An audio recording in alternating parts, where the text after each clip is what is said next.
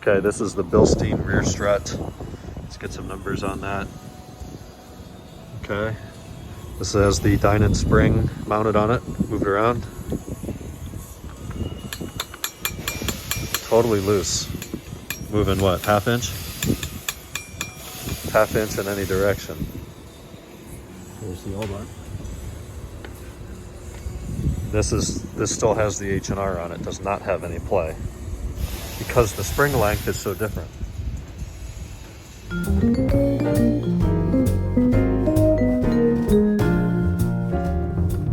The 30,000th mile this S62 has conquered since being rebuilt. And gotta slow down. It's doing great. It's doing absolutely great. It was rebuilt at 192, so it'd give us 202, 212, 222. Wow. 222,000 miles. That is a lot of miles, but only 30 on the majority of the engine. And I got an M3 on my ass. I think that's an M3. What is that? Something faster than me. All right, talk to you later. Shows what I know. It's an M5 competition in a horrendous color. What is that? It's like some pearlescent brown gray inside of a cave in the southern hemisphere. I don't know, that's terrible. The good news is it's not a complete one take. I think it's a two take. Hey, what's up? It's the end of Wednesday, the end of hump day. Today was another crazy one. Today was not a wrenching day. Today was a kind of an administrative day of scheduling, ordering parts, communicating, that whole part of the job. So a few weeks ago, my dad had agreed to rent out a lift at the shop today. He's guilty of the same thing I am, which is thinking, oh, well, in 5 weeks, surely I will be less busy than I am now. I will have caught up on things. Not the case.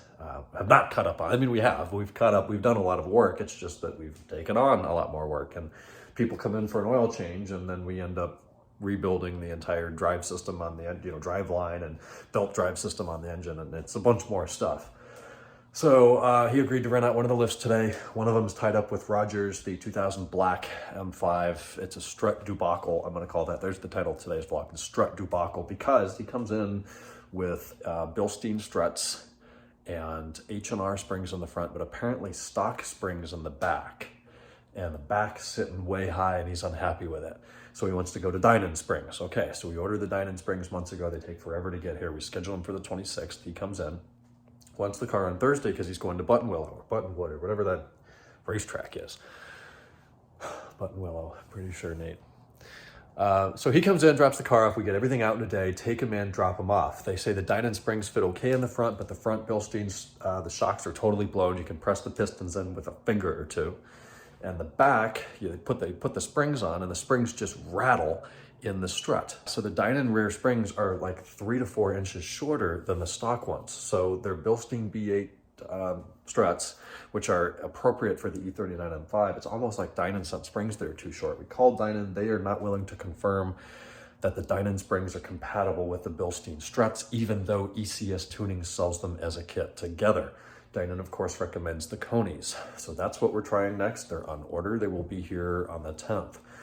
My point in telling you this is that lift is completely tied up now with an M5 with no struts in it.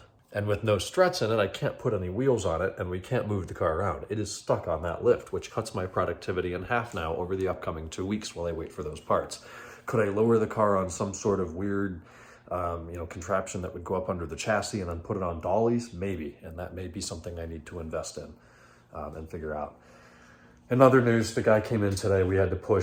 The rental guy came in today. We had to push the silver 02 M5 that's getting a driveline rebuild off the lift, move it out, put his car on there.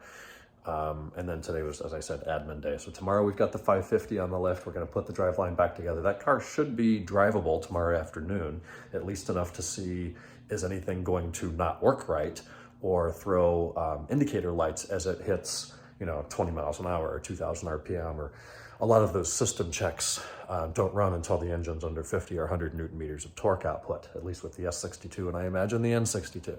Before I talk for an hour, my head's still spinning. That's what's going on. Lakers lost again tonight. Larissa came up, naughty barrel for dinner. We played some chess, we played some poker. Kennan's back from dinner. It's after 10. We're going to bed. What if I could do them all like that? You guys would be 10 years younger. I'd be 40 years younger. We'll talk on Thursday.